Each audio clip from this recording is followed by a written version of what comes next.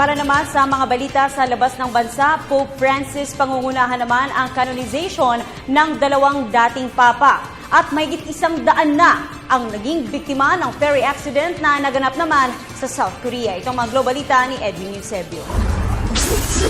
Humigit na sa 100 ang mga naitalang namatay sa paglubog na isang ferry sa South Korea noong nakalipas na linggo.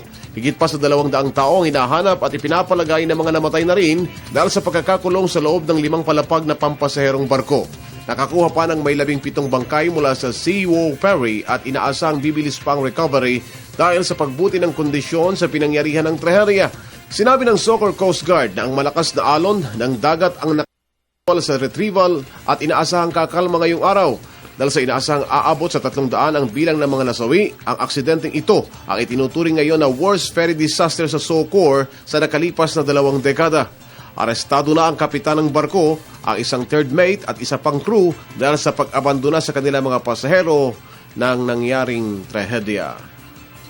Sa layuning mapag-isa ang mga liberal at konserbatibo ng mga Katoliko, pamumunuan ni Pope Francis ang 2 canonizations sa 2 naging papa ng Romana Katoliko na sina John XXIII at John Paul II.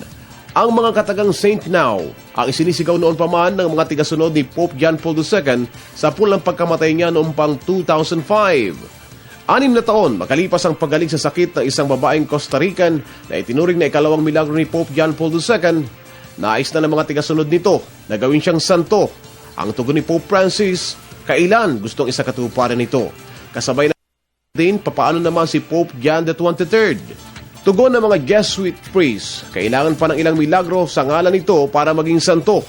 Ang 2 yumaong papa ay kapwa-halimbawa naman ng clergy o kaparian ng makabagong panahon. Para sa Telebisyon ng Bayan, Edwin Eusebio.